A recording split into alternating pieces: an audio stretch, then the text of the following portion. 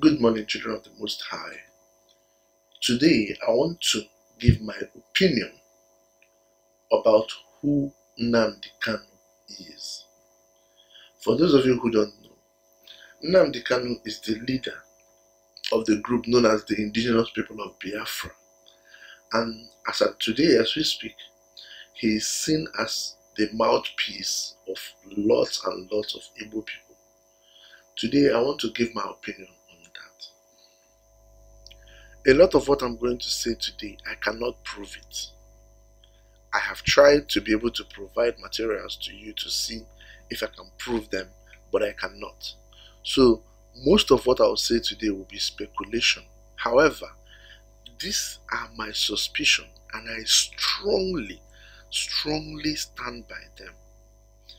Brothers and sisters, the Igbo people listening, it's important that you consider what I'm going to tell you today about Nnamdi Kanu. And it's important that you judge it with an open mind. Before we go into the discussion on who Nnamdi Kanu is, I'm not going to talk about his life or where he grew up. I don't care. I really don't care. But before we go into that discussion, I want to explain two principles to you. One is the principle that is called controlling the opposition. Controlling the opposition, brothers and sisters. I need you to understand how it is done in the world today. According to Lenin, the leader of the USSR, he said that the best way to control the opposition is to lead the opposition. Now, there is a program that the United States created some time ago. That program is called COINTELPRO, Counterintelligence Program. Okay, now that program was a covert operation to infiltrate, destabilize any opposing group to the government affair. I want you to understand these two principles very well. The operation that is called COINTELPRO, that is counterintelligence program, and the operation that is called controlling the opposition. Most people don't understand military strategies, especially in our modern world. They don't understand the complexities of military strategy. Today, Nigeria is ruled by someone who was an ex-military. He is not just an ex-military. He was a military strategist. And not only that, he has access to lots and lots of military strategists. Most people look at the president of Nigeria today, and I'm really not going to talk about the president, but most people think he's a simpleton. No, he's not a simpleton. He's a very smart person. He's a very smart person. And today, when I discuss Nnamdi Kanu, I hope you understand, you see that. When this current administration by the northern Nigerians, when this current administration was coming into power, this is my suspicion. I cannot prove it. Brothers and sisters, please pay attention. I cannot prove what I'm going to say today, but this is my suspicion. When this current administration was coming into power, they created two things. They wanted to control the opposition. And the best way for them to control the opposition is to lead the opposition. And the best way to lead the opposition is to create an opposition. Before I go into the discussion of Nnamdi Kanu and how he is a created and controlled opposition, let me explain some examples around the world of controlled opposition. First of all, most of you are aware of the Israeli-Palestinian conflict. It has been going on for years. Now, one day, a former US Senator, Ron Paul, when he was still a senator, he explained clearly in the US Senate floor how the Israelis created Hamas. You see, in the 90s, and even much earlier than that, there was an organization called the Palestinian Liberation Organization, PLO, led by Yasser Arafat. And then the Israelis created their own opposition, which is called the Hamas. The Hamas you see today, they are listed as a terrorist group. They are listed as terrorists against Israel, doing all kinds of. But most people don't realize that it was the Israelis that created them to control the Palestinian uprising.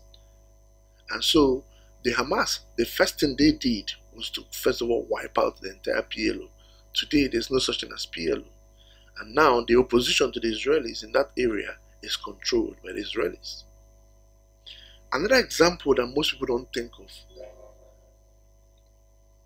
is in the Cuban government. When you talk about the government in Cuba,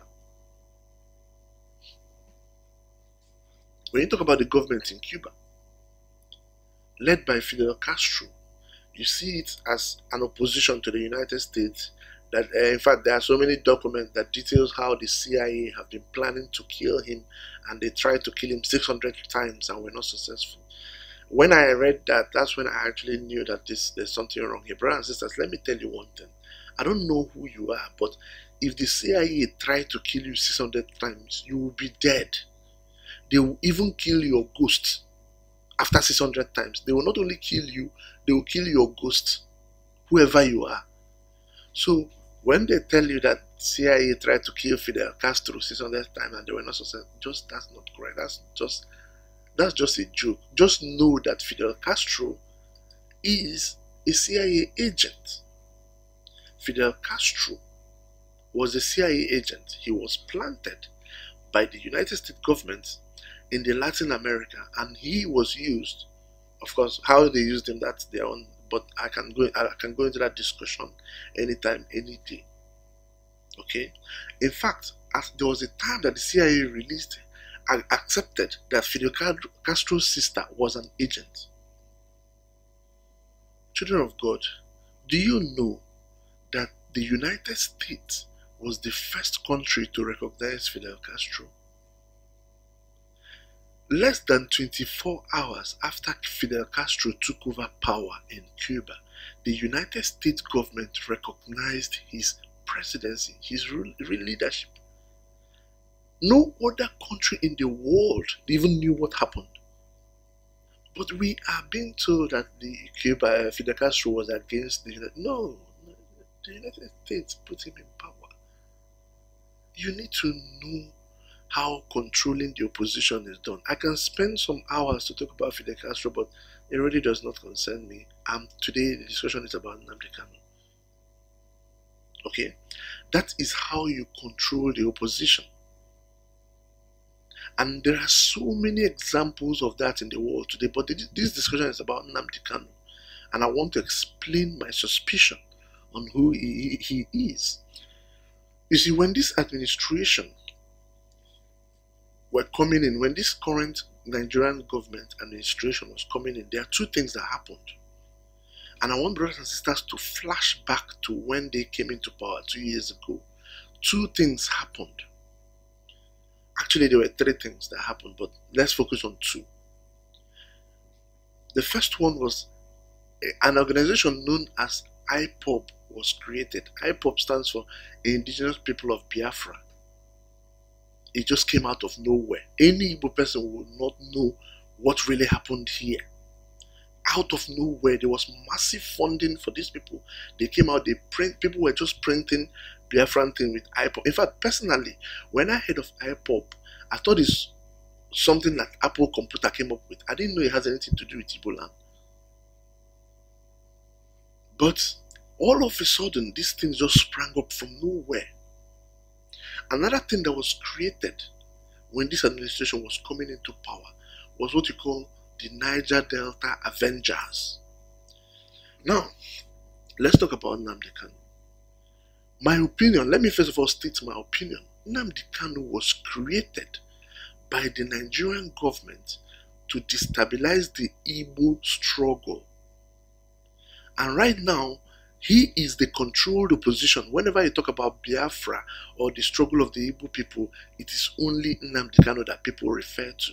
Nobody refers to what we have gone through as a people for half of a century in this country. Nobody refers to that. It is Nnamdi Kanu that people refer to. That is how you control an opposition. Nnamdi Kanu was created, brother and sister, let me say it again, was created by the military strategist of Nigerian government to control the Igbo opposition. That is my strong suspicion, and let me prove it to you today. Brothers and sisters, those of you who are listening to me, how did you know about Nnamdi Kanu? How do you know about it? Most people will never have known who Nnamdi Kanu is if not for the Nigerian government. The Nigerian government was the #1 publicist of Nnamdi Kanu. The Nigerian government made Nnamdi Kanu popular.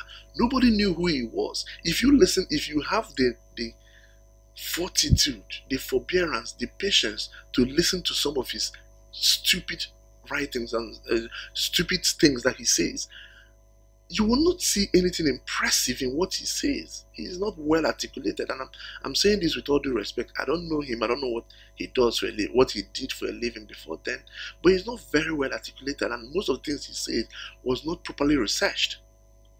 Okay, most of the things he says was just typical white supremacy nonsense that he was just trashing out. But all of a sudden, people were wondering, where did the funding come? Where did he get all the money to publish all these IPOP things? There were so many rallies going on all over the place. How did that happen? How did that happen? Has anybody asked that question? Do you think the usual suspicion is that Igbo people in diaspora are sponsoring him? But that's not true. Nobody is giving 1 naira to that effect. Now, I said earlier that the Niger Delta Avengers and the IPOP group are one and the same. Do you remember? If you remember, last year, there was an incident that happened in Onitsha Head Bridge. Onitsha Head Bridge. And that incident, it was reported that Niger Delta Avengers had some incident with military and whatever at Onitsha Head Bridge. Now, in that time, I did a video about that incident. And I was like, what is the business between Niger Delta Avengers and Onitsha Head Bridge? You see, I told you, these people are actors. The people who created the Niger Delta Avengers and the IPOP, most of them have not even been to Niger Delta. So when you have a lot of people that were supposed to come and create destabilization, sometimes they overact and they show their hand much earlier than they should. So it's my suspicion that the Niger Delta Avengers, they couldn't even wait to get to Niger Delta. They started acting out at Onitsha Head Bridge. They didn't take the cue, or their acting was just not good enough. That is my suspicion, and that's why in the early stages of IPOP, if you guys can remember, if you can flash back, you will remember that IPOP came out pari passu with Niger Delta Avengers. The two of them came out of nowhere at the same time. At a point when IPOP is acting, people will think it's Niger Delta Avengers. If Niger Delta Avengers is acting, people will think it's IPOP. That is why I suspect, brothers and sisters, that these people were created by the same people as a controlled opposition. Now, look at what is going on in Igbo land today. Every time Igbo people are on the news as people who are destabilizing the country just because of Nnamdi Kanu. So the question you ask yourself is, what are Igbos gaining from this? I know, brothers and sisters, I know. Nnamdi Kanu says the things that most of us want to hear about liberating the Biafran people, about how Igbos should not be in servitude, and we know this has been the Biafran struggle. But Nnamdi Kanu, in what he does, has created nothing less than rift in the Igbo political structure. There is a great disapproval of our elders. There is a great divide between the Igbo youth and the Igbo elders. Nnamdi Kanu does not listen to any elder. He is going out there warmongering, threatening war upon war upon war. This is somebody that's not even fired one shot. That hasn't even seen a gun in his life. But he is going out there threatening war upon war upon war upon war. And now the Igbos are seen as people who are warmongering. This is what a controlled opposition does. A controlled opposition does not listen to reason. There are lots and lots of Igbo people today that are saying, okay, Nnamdi Kanu should begin to calm down. He should do this, he should do that. And all of a sudden, he will just come out with another outburst. And people will now say, okay, now they should talk to him. Let us channel this. Let us do this. Let us negotiate and talk to him. Let him listen to Ohaneze. Let him listen to Masop. Before you know it, he'll come out and say another thing. That is what a controlled opposition does. He never sits down to discuss reasoning with the people. Never. Now, brothers and sisters, all of a sudden, everybody is coming out to support Nnamdi Kanu. Those who are not Igbos. You hear that this governor, for this Yoruba governor, is supporting Biafra. Asare Dokubo is supporting Biafra. That is how you know that these are controlled opposition, because these people will do what they are told to do. You see, they will beef him up. The Nigerian government, first of all, introduced Nnamdi Kanu to your dining table because they first of all took him up and locked him up for some stupid reason. And from that, all the press, anytime you talk about the Igbos, it was just Nnamdi Kanu, how he was locked up. Uwazurike has been locked up for over 10 years and nobody said anything about him. Being locked up has nothing to do. Being locked up has nothing to do with their willingness to serve your people. Anybody can be locked up, and lots of people have been locked up on the Igbo cause. But that is how they introduced him to our people. And today he is seen as the spokesman for Igbo people. No, he is not. He is a controlled opposition that was meant to control the Igbo struggle. And Igbo people need to realize what the game that is being played on them before it's too late.